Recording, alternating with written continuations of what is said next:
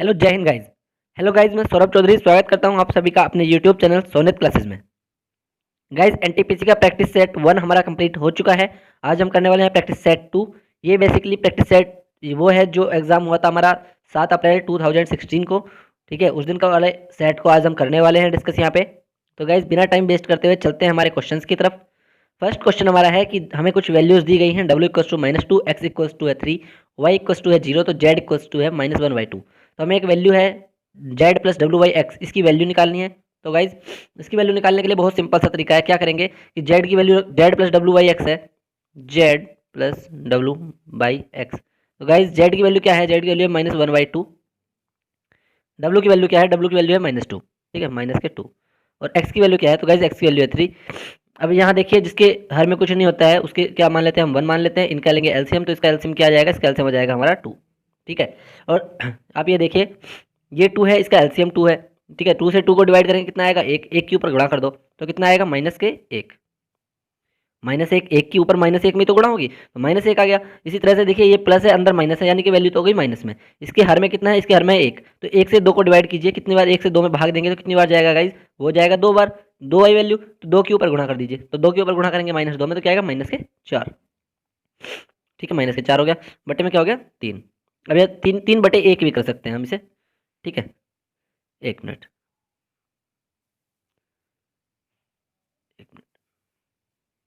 इसे हम क्या लिख सकते हैं, इसे हम लिख सकते हैं -1/2, सॉरी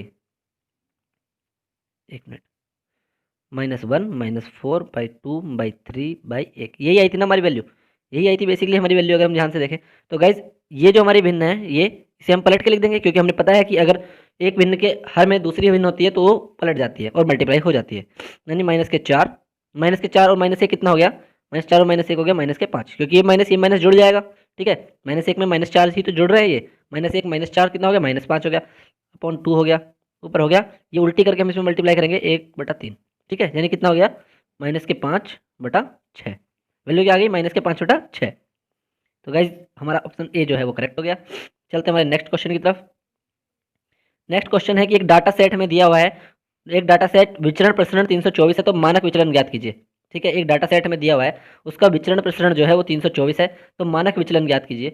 तो गाइज मानक विचलन क्या हो जाएगा, इसका विचरण प्रसरण अगर कितना है 324 है, तो जो मानक विचलन हो जाएगा, मानक विचलन होता है अंडर रूट विचरण प्रसरण, यानी इस वाली वैल्यू का अंडर रूट अगर हम लेंगे तो मानक विचलन हमारा निकल आएगा। यानी कि ये कितना हो गया, अंडर रूट 324, या कितना हो गया, +-18। ओके, +-18 हमारा हो गया। चलते हैं हमारे नेक्स्ट क्वेश्चन की तरफ। नेक्स्ट क्वेश्चन हमारा है कि यदि sin x इक्वल टू 4/5 तो tan x plus cos x की वैल्यू क्या होगी। ठीक है, sin x बराबर 4/5। गाइज साइन की वैल्यू, साइन क्या होता है, अगर हम एक ट्रायंगल में देखें तो ये क्या होता है, ये होता है हमारा लंब, ये होता है हमारा क्या होता है, आधार, और ये होता है कर्ण। तो साइन जो होता है, साइन क्या होता है, साइन का मतलब है ये हो गया हमारा 4 और ये हो गया कर्ण, क्योंकि साइन बराबर लंब बटे कर्ण। ठीक है, ये हमारा लंब है, तो लंब की वैल्यू ऊपर वाली कितनी हो गई, होगी 4, और इसकी कर्ण की वैल्यू क्या होगी, कर्ण की वैल्यू हो गई 5, क्योंकि लंब बटे कर्ण की वैल्यू होती है साइन। और बात करें अगर हम कोस की, तो कोस क्या होता है, तो गाइस कोस होता है आधार बटे कर्ण, ये वाला आधार होता है, नीचे वाला ये हमारा आधार होता है। ठीक है, तो आधार बटे कर्ण होता है इसकी वैल्यू। और अगर हम बात करें टेन की, तो टेन क्या होता है, जिन लोगों ने नहीं पढ़ा उनके हिसाब से मैं बता रहा हूँ, तो जो टेन होता है उनकी वैल्यू क्या होती है, उनकी होती है लंब बटे आधार, यानी ये बटे ये, तो हो जाता है 10 L बटा ये। लाल बटा कक्का, इन चीज़ों से याद करते आए पहले से लोग कि साइन का लंब बटे कर्ण, आधार का सॉरी कोस का आधार बटे कर्ण, और टेन का लंब बटे आधार। ठीक है, तो इसे खत्म कर देते हैं। अब यहाँ देखिए, क्योंकि ये लंब बटे कर्ण होता है साइन, तो लंब की वैल्यू कितनी होगी 4 और कर्ण की वैल्यू कितनी होगी 5। ओके, इतना आपको समझ में आ गया होगा। तो गाइज अगर हम निकालते हैं फिर कोस की वैल्यू, कोस, तो कोस की वैल्यू के लिए हमें चाहिए आधार। अब एक आता है, आप सभी ने पाइथागोरस प्रमेय पढ़ी थी। पाइथागोरस प्रमेय क्या कहती थी, पाइथागोरस प्रमेय कहती थी कर्ण का स्क्वायर बराबर लंब का स्क्वायर प्लस आधार का स्क्वायर। 1 मिनट, थोड़ा ज़्यादा ऊपर हो गया। इन्हें हम सिंबॉलिक रूप से अगर हम लिख दें, 1 मिनट, पहले आप यहाँ पे ट्रायंगल बना लीजिए, ये हो गया 4, ये हो गया हमारा 5। तो हमारी जो पाइथागोरस ने एक प्रमेय दी थी, जो पाइथागोरस थ्योरम थी, वो क्या थी, वो थी कर्ण का स्क्वायर जो होता है वो होता है लंब का स्क्वायर प्लस आधार का स्क्वायर। ये होता है उसका मतलब कि कर्ण का स्क्वायर बराबर लंब का स्क्वायर प्लस आधार का स्क्वायर। अब हमें कर्ण दिया हुआ है, कर्ण कितना है हमारे पास 5, तो 5 का स्क्वायर बराबर लंब का स्क्वायर, लंब क्या है हमारे पास 4, 4 का स्क्वायर प्लस ए स्क्वायर। ठीक है, ए स्क्वायर मतलब आधार का स्क्वायर। तो 5 पंजे कितना हो गया, 5 के स्क्वायर की वैल्यू कितना होती है 25, 4 के स्क्वायर की वैल्यू इधर देखिए ये प्लस में है 4 हमारा प्लस में है, 4 स्क्वायर, तो इधर क्या हो जाएगी माइनस में, 4 स्क्वायर की वैल्यू कितनी होती है 16 बराबर ए स्क्वायर। ठीक है, तो 25 माइनस के 16 की इसकी वैल्यू क्या हुई 9 बराबर ए स्क्वायर। अब एक आता है 9 का वर्गमूल क्या होगा, अगर हम इधर से स्क्वायर हटाएंगे तो इसका भी तो अंडर रूट बन जाएगा अपने आप से, तो 9 का वर्गमूल कितना होता है 3, यानी कि जो हमारा आधार होगा उसकी वैल्यू कितनी जाएगी 3, ए की वैल्यू कितनी आ जाएगी 3। ठीक है, ए की वैल्यू हमारी 3 आ जाएगी। अब हमने ट्रायंगल में लिख लिया है कि ए की वैल्यू हमारी होगी 3, तो हमारा ट्रायंगल कुछ इस तरह से है अब 4 5 और 3। अब इसे निकालने में बहुत आसानी हमारी हो जाएगी। ठीक है, तो गाइज इसे निकालने के लिए हम क्या करेंगे, इसे निकालने के लिए हम करेंगे कि 10 की वैल्यू 10x क्या होगा हमारा, 10x होगा लंब बटे आधार यानी कि 4 बटे 3, और हमारा कोस एक्स क्या होगा, कोस एक्स होता है आधार बटे कर्ण प्लस 3 बटे 5, बेसिकली ये हमारी वैल्यू होगी। तो गाइज इनका लीजिए आप एलसीएम, इनका एलसीएम कितना आ जाएगा 15, तो 5 चौक ये हो गया 20 प्लस 3 तिया 9, यानी कि 29 बटे 15, जो ऑप्शन डी हमारा है वो करेक्ट हो जाएगा। ठीक है, चलते हैं हमारे नेक्स्ट क्वेश्चन की तरफ। तो गाइस चलते हैं हमारे नेक्स्ट क्वेश्चन की तरफ। नेक्स्ट क्वेश्चन हमारा क्या है, नेक्स्ट क्वेश्चन हमारा है कि भारतीय अंतरिक्ष अनुसंधान के क्षेत्र में जो बड़ी सफलता आई थी वो किसकी स्थापना के बाद आई थी। तो गाइस किसकी स्थापना के बाद आई थी, तो इसका ऑप्शन ए जो हमारा है वो करेक्ट हो जाएगा। अब आप बताइए ये क्या है, भारतीय अंतरिक्ष अनुसंधान, तो इसके अगर ये है फिजिक्स भौतिक अनुसंधान प्रयोगशाला यानी कि फिजिक्स रिसर्च लैबोरेटरी PRL। ठीक है, इसकी स्थापना कब हुई थी गाइज, इसकी स्थापना जो हुई थी ये कब हुई थी, ये आपको बता रहा है कमेंट बॉक्स में। इसका जो केंद्र है वो मैं आपको बता देता हूँ, वो है अहमदाबाद में, अहमदाबाद में इसका केंद्र है। ठीक है, इसके अलावा बात करते हैं कि इसने हमारे पहला जो वो किया था सफल परीक्षण वो कब किया था। ठीक है, पहला परीक्षण जो किया था वो कब किया था, तो पहला परीक्षण किया था 28 अक्टूबर 2006 को निम्न ताप के साथ महेंद्रगिरी में इन्होंने किया था। ठीक है, चलते हैं हमारे नेक्स्ट क्वेश्चन की तरफ। नेक्स्ट क्वेश्चन हमारा रीजनिंग से रिलेटेड है। ठीक है, इसमें हमें दिया हुआ है एच प्लस जी का अर्थ दे रखा है एच जी की माँ है। ठीक है, एच डिवाइड बाई जी का मतलब दे रखा है एच जो है वो जी की बेटी है, एच माइनस जी है एच जी का पति है, और सॉरी गाइज एच इंटू जी का अर्थ है कि एच जी की आंटी है। हमें बताना है कि इनमें से कौन सा ये सत्यापित करता है कि जो टी है वो एस की माँ है। तो गाइज ऑप्शन ए देखिए एस भाग डब्ल्यू प्लस टी। ठीक है, तो इसका मतलब क्या होगा, आप ये देखिए डब्ल्यू प्लस टी यानी कि डब्ल्यू जो है वो टी की माँ है, इसमें खुद ही ये चीज़ सॉरी हाँ जी डब्ल्यू टी की माँ है, तो एस तो टी की माँ हो नहीं सकती, तो ऑप्शन ए जो हमारा है वो तो किसी हालत में भी होगा नहीं। बात करते हैं हमारे ऑप्शन जो हमारा ऑप्शन बी है उसकी, तो गाइज वो है S plus W divide by T. ठीक है, S plus W divide by T, तो डब्ल्यू डिवाइड बाई टी इसका मतलब क्या है कि जो डब्ल्यू है वो टी की बेटी है, डब्ल्यू टी की बेटी है, और एस प्लस डब्ल्यू मतलब क्या है, एस प्लस डब्ल्यू ये है कि जो एस है सॉरी हाँ जो एस है वो डब्ल्यू की माँ है। ठीक है, तो जिसमें प्लस आ रहा है उस चीज़ को तो आप छोड़ दीजिए, यानी ऑप्शन ए जो हमारा है वो और ऑप्शन बी जो हमारा है वो, ये तीनों दोनों में से कोई सा नहीं होगा। अब बात करते हैं ऑप्शन सी की, तो guys S divide by W minus T, तो डब्ल्यू माइनस टी का मतलब क्या है, डब्ल्यू माइनस टी का मतलब है कि जो डब्ल्यू है वो टी का पति है। ठीक है, जो डब्ल्यू है वो टी का पति है। बात करते हैं एस डिवाइड बाई डब्ल्यू, इसका मतलब क्या है कि जो एस है वो डब्ल्यू की बेटी है, एस जो है सॉरी हाँ जी एस जो है वो डब्ल्यू की बेटी है, तो एस डब्ल्यू की बेटी हो गई और टी का पति है डब्ल्यू, यानी टी जो हो गई वो क्या हो गई एस की माँ हो गई, क्योंकि डब्ल्यू तो हो गया पिता, तो ये क्या हो गई माँ, तो ऑप्शन सी जो हमारा है वो करेक्ट हो जाएगा। चलते हैं हमारे नेक्स्ट क्वेश्चन की तरफ। नेक्स्ट क्वेश्चन कुछ हमारा उस पर बेस्ड है गाइज, एक क्वेश्चन को सॉल्व करके हम 3 क्वेश्चन के जवाब दे सकते हैं, बहुत हल्के होते हैं बेसिकली क्वेश्चन। गाइज चलते हैं हमारे क्वेश्चन की तरफ। पहला क्वेश्चन मतलब इसमें है हमें जो व्यवस्थित करना है कि एक चिड़ियाघर में 5 पिंजरे क्रमवार स्थित है अनियमित क्रम में बाईं से दाईं ओर, ऐसे 1 मिनट आप ना इन लोगों इन्हें मार्क कर लीजिए, 1 2 3 4 5। अब एक साइड हो गई बाईं, ये हो गई हमारी लेफ्ट और ये हो गई हमारी राइट।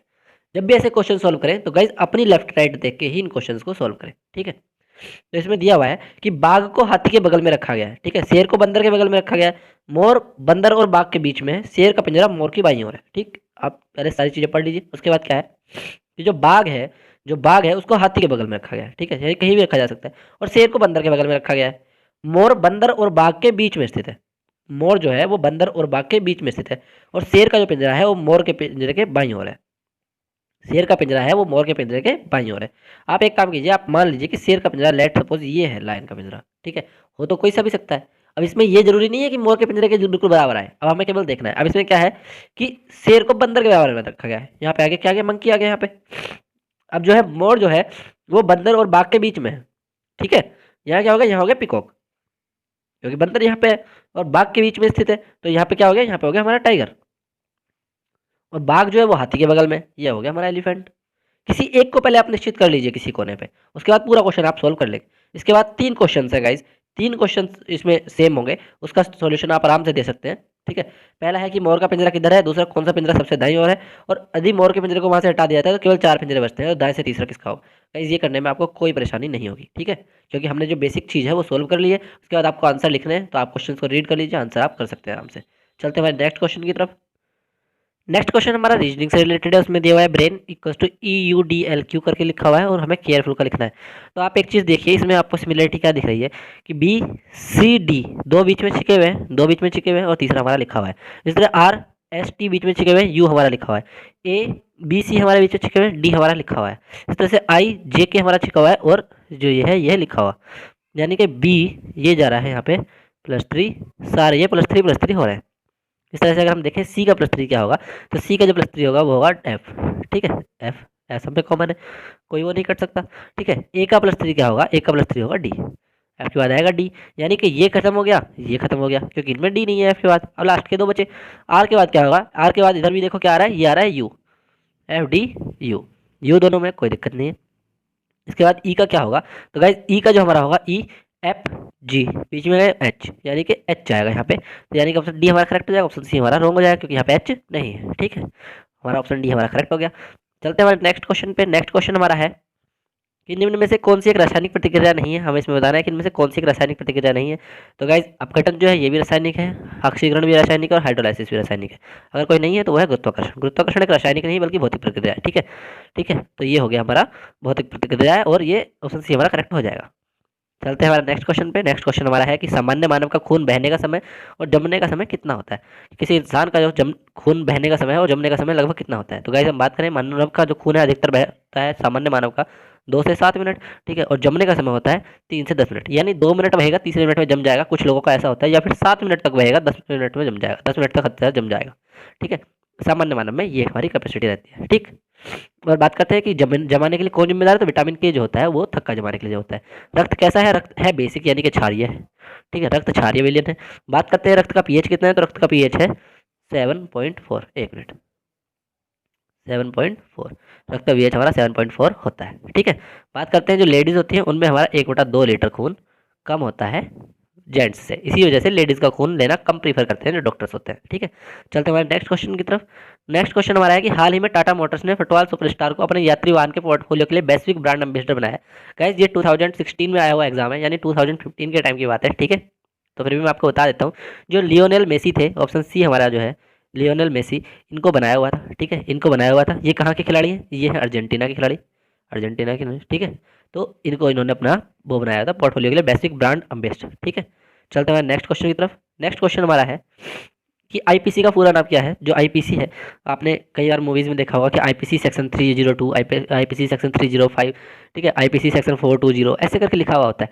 तो इनका मतलब क्या होता है कि जिसमें धाराएं होती हैं बेसिकली, तो गाइज वो उसका पूरा नाम क्या होता है, उसका फुल फॉर्म क्या होता है भारत पीनल कोड, ठीक है, Bharat penal code, Indian penal code जो होता है आईपीसी का फुल फॉर्म होता है। चलते हैं हमारे नेक्स्ट क्वेश्चन की तरफ।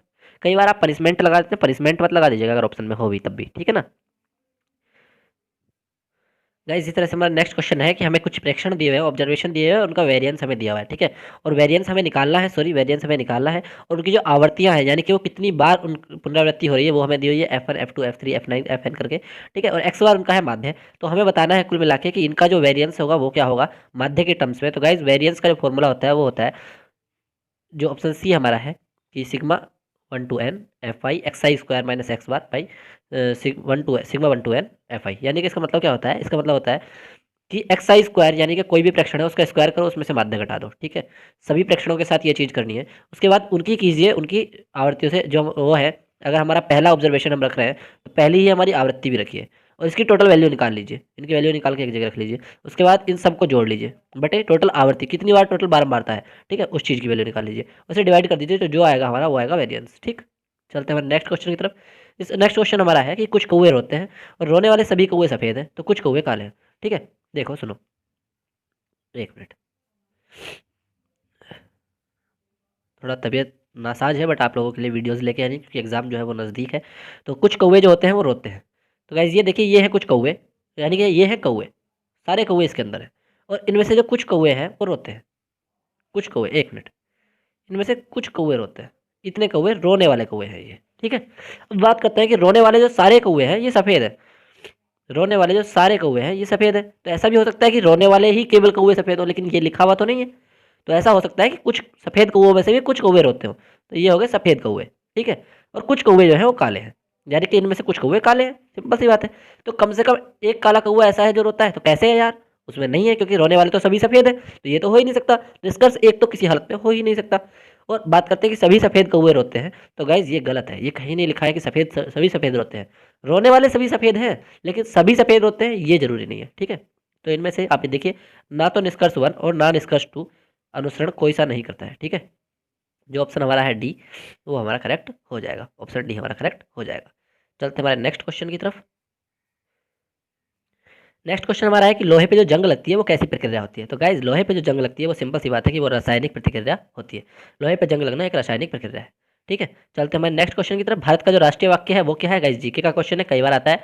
तो भारत का जो राष्ट्रीय वाक्य है वो है सत्यमेव जयते, ऑप्शन ए हमारा करेक्ट हो जाएगा। ठीक है, इसके अलावा सत्यमेव जयते जो है वो सत्यमेव जयते किससे लिया गया है, तो वो लिया गया है मुंडक उपनिषद, मुंडक उपनिषद। ठीक है, मुंडक उपनिषद से हमारा सत्यमेव जयते लिया गया है। इसके अलावा अगर हम बात करते हैं गाइज कि जो हमारा उपनिषद है वो टोटल कितने हैं, जब ये चीज़ डिस्कस कर रही रहे हैं, तो गाइज हमारे टोटल 108 उपनिषद है। ठीक है, 108 हमारे उपनिषद है। इसके अलावा गाइज अगर हम एक चीज़ और देखें कि वंदे मातरम जो है वो क्या है, हमारा राष्ट्रीय गीत है। राष्ट्रगीत जो है वो है वंदे मातरम। ठीक, वंदे मातरम हमारा राष्ट्रगीत है। राष्ट्रगीत ये लिया कहाँ से गया है, तो ये लिया गया है बंकिम चंद्र चटर्जी के द्वारा। ठीक है, बंकिम चंद्र चटर्जी के द्वारा। बंकिम चंद्र चटर्जी ने क्या लिखा था, उन्होंने लिखा था आनंद मठ, आनंद मठ, आनंद मठ में उन्होंने ये राष्ट्रगीत जो आज हमारा है ये लिखा था। ठीक है, इसके अलावा गाइज इसमें एक और चीज़ है, जय जवान जय किसान। तो गाइज जय जवान जय किसान का नारा दिया था लाल बहादुर शास्त्री ने, लाल बहादुर शास्त्री जी ने हमारा जय जवान जय किसान का नारा दिया था। ठीक है, और जय जवान जय किसान जय विज्ञान, जय विज्ञान, ये इसमें जोड़ा था, किसने जोड़ा था, तो वो जोड़ा था हमारे अटल बिहारी वाजपेयी ने। अटल बिहारी वाजपेयी जी ने जय विज्ञान भी इसके अंदर जोड़ा था। ठीक है, चलते हैं और नेक्स्ट अगर हम बात करें कि जो जय हिंद का नारा है, जो हमारा जय हिंद का नारा है वो किसने दिया था, नेताजी ने। नेताजी को आप जानते हैं, सुभाष चंद्र बोस जी ने ये नारा दिया था। तो गाइस चलते हैं हमारे नेक्स्ट क्वेश्चन की तरफ। नेक्स्ट क्वेश्चन हमारा है कि हमें बताना है कि कौन सा चित्र स्थान लेगा इसकी जगह। आप एक चीज़ ध्यान से देखिए, इसमें कुछ इस तरह से बना हुआ है, पहला गोला काला है, इसके बाद गुणा का निशान, ठीक, उसके बाद ये, उसके बाद ये। नेक्स्ट में आप देखिए, नेक्स्ट में दो चीज़ें गायब हैं, नेक्स्ट में दो चीज़ें गायब हैं, केवल ये जो ऐसा है इसको उल्टा, एक तो सेम लिखा और दूसरा उल्टा करके रख दिया, ये वाला गायब है। इसी तरह से गाइस जो हमारा दिया हुआ है कि अगला हम क्या करेंगे, सॉरी इसमें थोड़ा मिस्टेक हो गया, हाँ जी, इसका उल्टा ये होगा ना, हाँ ठीक है जी। आप ये देखिए कि इसकी जगह बदल दी है इससे, ठीक है, इसकी जगह जो इसमें नेक्स्ट में बदल दी है इससे, और इसी तरह से इसकी जो जगह है, क्योंकि देखो इसकी जगह पहुंच गया है ये, और ये आ गया है यहाँ पे, ये आ गया है यहाँ पे, और ये पहुंच गया है यहाँ पे, ठीक, और जो हमारा ये है, जो हमारा प्लस वाला है ये पहुंच गया है यहाँ पे, कुछ इस तरह से आया है। ठीक, इसी तरह से हम इसमें देखें कि ये जो है इसकी जगह आप देखिए ये आ जाएगा यहाँ पे आ जाएगा प्लस का निशान, ठीक है, यहाँ पे आ जाएगा प्लस का निशान, और यहाँ पे आ जाएगा ये गोल वाला निशान, जो मतलब वो नहीं है, ब्लैक हुआ नहीं है, वो आ जाएगा यहाँ पे निशान। और आप यहाँ पे देखिए कि यहाँ पे जो चीज़ है ये जो है ये आ जाएगा यहाँ पे आ जाएगा गुणा का निशान, ठीक है, यहाँ पे आ जाएगा गुणा का निशान, और यहाँ पे जो चीज़ है वो पहुँच जाएगा यहाँ पे, यानी कि ये यहाँ पे काला हो जाएगा। गुणा प्लस और खाली वाला और भरा वाला, यानी ऑप्शन ए जो हमारा है वो इसमें आंसर करेक्ट हो जाएगा। ऑप्शन ए जो हमारा है वो आंसर करेक्ट हो जाएगा, करेक्ट हो गया। ठीक, चलते हैं नेक्स्ट क्वेश्चन की तरफ। नेक्स्ट क्वेश्चन है कि प्रांतीय चुनाव प्रोविजनल इलेक्शन जो हुए थे वो ब्रिटिश भारत में कब आयोजित किए गए थे। प्रांतीय चुनाव जो हुए थे, तो गाइस प्रांतीय चुनाव जो आयोजित किए गए थे भारत में, वो किए गए थे हमारे 1936-37 में, 1936-37 में प्रांतीय चुनाव आयोजित किए गए थे। इसके अलावा अगर हम बात करें कि जो चुनाव हुए थे ये कौन से एक्ट के थ्रू हुए थे, तो ये हमारा जो भारतीय शासन एक्ट था, Indian regulating act, Indian regulating act जो था 1935, भारतीय शासन अधिनियम भी जिसे बोलते हैं, उसके अधीन ये 1937 में चुनाव हुए थे। ठीक है, कौन कितने चुनाव में, कितने प्रांतों में हुआ था, तो गाइस 11 प्रांतों में चुनाव हुआ था, जिसमें 7 में कांग्रेस की सरकार बनी थी। ठीक है। मुस्लिम लीग की स्थिति जो थी गाइज वो खराब थी इसमें, ठीक है। और राज्यों में से द्वैध शासन जो था वो इसके बाद हटा लिया गया था, ठीक। चलते हमारे नेक्स्ट क्वेश्चन की तरफ। नेक्स्ट क्वेश्चन हमारा है कि मोबाइल फ़ोन में टच स्क्रीन पैनल के प्रकार में क्या शामिल नहीं है। हमें बताना है कि जो मोबाइल फ़ोन होता है उसमें जो टच स्क्रीन पैनल है उसमें क्या चीज़ शामिल नहीं है। तो गाइज पहला है रजिस्टिव, तो गाइज रजिस्टिव होता है उसमें, कैपेसिटिव वो भी होता है गाइज। बात करते हैं लाइट ट्रांसमिटेंस, तो गाइज अगर आपको कुछ दिख रहा है स्क्रीन पे तो लाइट ट्रांसमिटेंस की भी सुविधा होगी। तो जो चीज़ नहीं है, कभी भी गाइज उसकी डिस्प्ले से आपको साउंड तो नहीं आती ना, साउंड के लिए तो अलग सिस्टम रहता है। तो जो ध्वनि संप्रेषण है वो उसमें शामिल नहीं होता है, ठीक है। जो ध्वनि संप्रेषण है वो उसमें शामिल नहीं होता है। चलते हैं नेक्स्ट क्वेश्चन की तरफ। नेक्स्ट क्वेश्चन हमारा है कि हर्ष ने 8,000 रुपये 4% चक्रवृद्धि ब्याज की दर से वार्षिक दर से उधार लिया, तो 2 वर्ष के बाद चक्रवृद्धि ब्याज क्या होगा। 2 वर्ष के बाद चक्रवृद्धि ब्याज क्या होगा यदि ब्याज वार्षिक चक्रवृद्धि होता है। वार्षिक चक्रवृद्धि यानी कि ब्याज जो होता है वो एनुअली लिया जाता है, जो ब्याज है वो एनुअली लिया जाता है। तो गाइज आप सभी को पता होगा जो हमारा चक्रवृद्धि मिश्रधन होता है उसका फॉर्मूला क्या होता है, उसका फॉर्मूला होता है P1 + R/100 का होल एन, ठीक। इस तरह से कुछ होता है। एन मतलब टाइम, कितना टाइम है। आर मतलब कितनी हमारी दर है। पी मतलब हमारा कितना मूलधन है। और गाइज ये ध्यान रखिएगा कि यहाँ पे हमें मिश्रधन मिलता है, ब्याज नहीं मिलता है।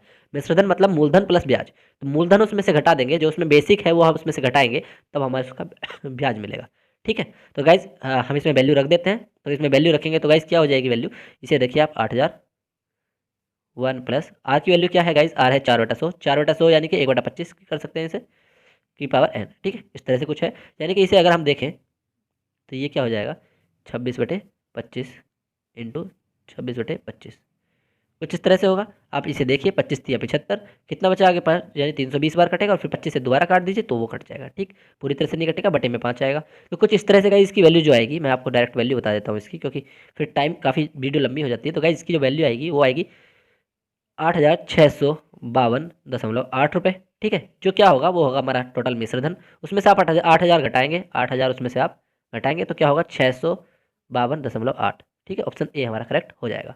चलते हमारे नेक्स्ट क्वेश्चन की तरफ। हमें बताना है कि इनमें से कौन सा एक जीवाणु संबंधी रोग है, इनमें से कौन सा एक बैक्टीरियल जो इन्फेक्शन है। तो गाइज इनमें से कौन सा है, तो गाइज जो ऑप्शन बी है उपदंश, जो ऑप्शन बी है उपदंश जो है, यानी सिफिलिस, सिफिलिस जो है ये हमारा जीवाणु संबंधी रोग है, ठीक है।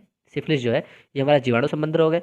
बात करते हैं कि कौन से जीवाणु से होता है, तो गाइज ये होता है ट्रेपेनोमा, ट्रेपेनोमा पैलिडम, पैलिडम, ठीक है। ट्रेपेनोमा पैलिडम की वजह से होता है। दाद जो होता है गाइज वो तो हमारे कवक के द्वारा होता है, और पोलियो जो होता है वो हमारा एक वायरस के द्वारा होता है। तो गाइज ये मैंने आपको बता दिया।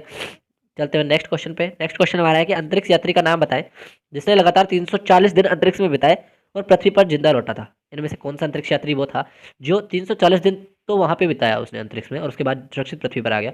तो गाइज ऑप्शन बी जो हमारा है स्कॉट जोसेफ कैली, इन्होंने 340 दिन जो है उसमें बिताए थे। बात करते हैं प्रथम अंतरिक्ष यात्री जो थे वो कौन थे, तो गाइज वो थे यूरी गागरिन, ठीक है। यूरी गागरिन जो थे वो प्रथम अंतरिक्ष यात्री थे।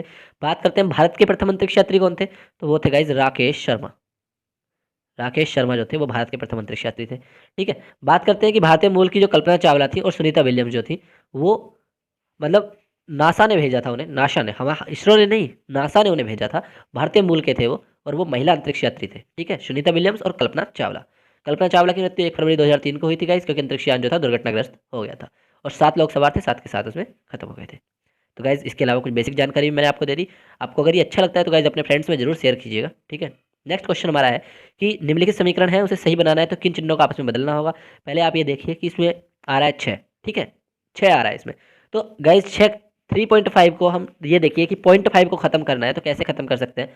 गाइज प्लस में अगर कोई, आप ये देखिए अगर इसके प्लस में कोई 0.5 वाली चीज़ आ जाए तो खत्म हो सकता है, माइनस में 0.5 वाली चीज़ आ जाए तो खत्म हो सकता है, या फिर इसे 2 से 4 से 6 से 8 से इनसे मल्टीप्लाई हो जाए तो खत्म हो सकता है। इसके सबसे नज़दीक में क्या है आप ये करके देखिए गाइज, जो यहाँ पे है हमारा 4, जो हमारा 4 है इसके सबसे नज़दीक में, उसे आप मल्टीप्लाई करके देखिए 3.5 इंटू 4, ठीक है, इंटू 4 हो गया।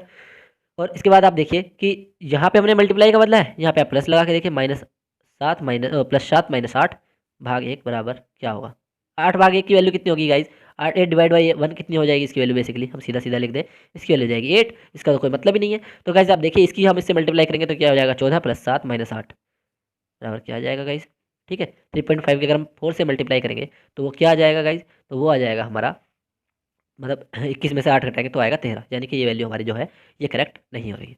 अब आप इसमें कुछ दूसरा ट्राई कीजिए, इसमें दूसरा ट्राई करेंगे तो गाइस क्या ट्राई होगा वो कि जो इसमें 3.5 है, 3.5 इसको ऐसे ही रहने दीजिए, क्योंकि हम घटाने वाला प्रोसेस यूज़ करेंगे या फिर इसमें प्लस वाला प्रोसेस यूज़ करेंगे, ठीक है। और 4 × 7 जो है इसे भी ऐसे ही रहने दीजिए। यहाँ पे आप करिए 8 से। क्यों गाइज ये क्यों कर रहे हैं हम? क्योंकि आप एक चीज़ देखिए कि 8 से अगर हम ये इसकी वैल्यू कितनी आएगी, ये आएगी इसकी वैल्यू 28, ठीक है। 28 को अगर हम 8 से डिवाइड करेंगे तो 3.5 इसकी वैल्यू आएगी, 3.5 इसकी वैल्यू आएगी। 0.5 वाला मैटर हमें मिल जाएगा, 0.5 हमें मिल जाएगा। तो गाइज यहाँ पे हमने डिवाइड का किया, तो यहाँ पे आप कर सकते हैं -1, ठीक। यहाँ पे हम कर सकते हैं -1। ये अगर हमने डिवाइड का यूज़ किया है तो -1 कर सकते हैं। तो गाइज इसको इससे डिवाइड करेंगे तो क्या जाएगा, 3.5 प्लस 3.5 -1 बराबर कितना, 7 - 1 बराबर कितना, 6, ठीक है। 6 आंसर हो जाएगा। यानी कि इसमें क्या बदला हमने, हमने यहाँ पे माइनस और जो डिवाइड का साइन है उसे इंटरचेंज किया है, माइनस और डिवाइड का जो साइन है उसे इंटरचेंज किया है। ऑप्शन डी हमारा करेक्ट हो जाएगा। चलते हैं नेक्स्ट क्वेश्चन पे। नेक्स्ट क्वेश्चन हमें हमारा है कि छवि जो है 550 रुपये 6% की साधारण ब्याज की वार्षिक दर पर उधार लेती है, तो 4 वर्ष बाद उसे कितनी धनराशि अदा करनी होगी।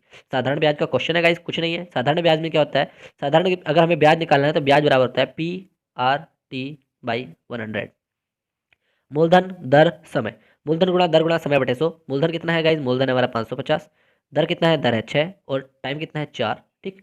बटे हो गया 100, एक जीरो से ये जीरो कटा, ठीक। उसके बाद आप देखिए कि 4 की आप 55 से गुणा करेंगे तो क्या आ जाएगा, 55 220, तो एक जीरो यहाँ पे बनेगा, वो जीरो इससे कट जाएगा। 22 × 6 कितना हो गया, 22 × 6, तो 22 × 6 की वैल्यू कितनी होती है गाइज, तो 22 × 6 की वैल्यू होती है 132। जो ऑप्शन डी हमारा है वो करेक्ट हो जाएगा, ठीक है।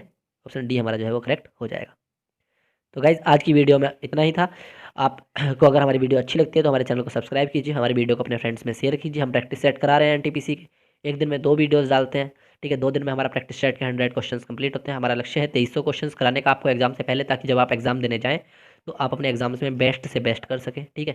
तो गाइज़ वीडियो देखने के लिए आपका बहुत बहुत धन्यवाद, ठीक।